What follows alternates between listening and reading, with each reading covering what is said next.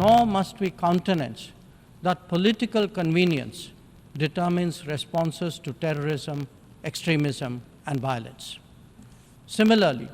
respect for territorial integrity and non-interference in internal affairs cannot be exercises in cherry-picking. When reality departs from the rhetoric, we must have the courage to call it out. Without genuine solidarity, there can never be real trust. Speaking at the 78th United Nations General Assembly, India's External Affairs Minister S Jaishankar talked about India's growth story and how India has been able to achieve that. He also talked about an occasion which is to take stock of our achievements and challenges that the world is facing in the wake of epidemic and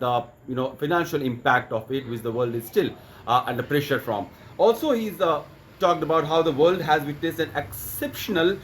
period of turmoil as it is structural inequities and uneven developments have imposed burdens on the global south. We can refer that in context of the climate change policy that the world is calling upon the other entire communities to act together with, and also the debt restructuring that has largely impacted smaller countries in the Pacific Island or countries in the African continent which have not been able to achieve their growth potential, and a lot of infrastructure development have come from loans from other major economies, and now there has been some sort of debt trap to which these countries are falling victim to, and these debts are now being leveraged for some geopolitical gains by certain countries. Also, as Jaishankar pointed, how Delhi summit of G20 was in a way achievement because it was able to create a joint consensus on various issues in a divided time. We have seen world very much divided on the issue of Russia-Ukraine conflict, how the energy security, food security, and issues like climate change, energy transition should take the center stage rather than the political and geopolitical differences. And India was in a way very much able to achieve that consensus and bring out the common or joint declaration under the G20 presidency. Also, External Affairs Minister has highlighted the fact that reform of international financial institutions have been given to weight as has the resolution of debt and vulnerabilities, and also from the era of non-alignment, how the world has changed. He underlined that we have now evolved to Vishwamitra, a friend to the world, and this reflected in India's ability and willingness to engage with a broad range of issues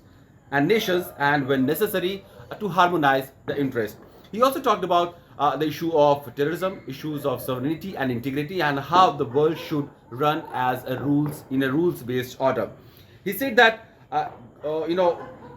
how we must address global challenges imbued with the conviction that we are one world and one family with one future. He has also said that with the kind of sovereignty and integrity issues being propagated by certain segment of the world, it should have a common and very much acceptable norms. He also talked about the rules-based order, and that the countries who are on a position of strength or position of power cannot only decide how the rules-based order will work, or it will not remain unchallenged forever. Talking about internal affairs or the interference in the internal affairs, External Affairs Minister was very much direct, and he said that the cherry picking of issues on the issue of interference in internal affairs of a particular country cannot go along, and the world has to take note of it. The world has to understand that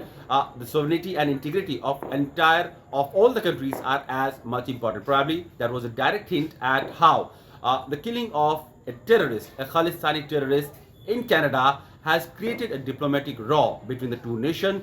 while the Canadian Prime Minister has been claiming that it was a killing by the Indian agencies of a Canadian citizen on Canadian soil. India has long been saying that Hardeep Singh Nijjar was a dreaded terrorist involved in crime, involved in violent activities, threat and intimidation to the Indian communities and Indian diplomats in Canada, and was also fomenting an anti-India narrative on the lines of Khalistani movement, which was going against the sovereignty and integrity of India. So where is the question of sovereignty and integrity? If the world has to talk about it, it has to talk in unequivocal voice, where there should be no discrimination between the global south and the global north. Also, External Affairs Minister S Jaishankar talked about how India has been able to bring out the voice of women the voice of Global South, how African membership in the Indian under the India's presidency at the Delhi G20 was an achievement in a way that it did ensure that the voice of Global South will remain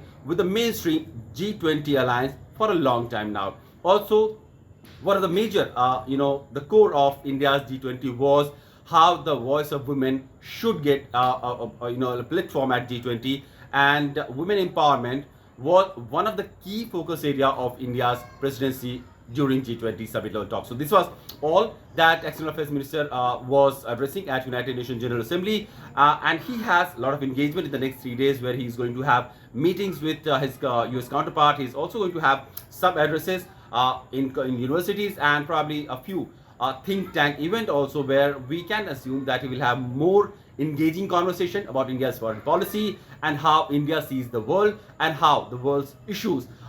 India and the Indians' perspective on various challenges and the priorities that the world should right now focus upon.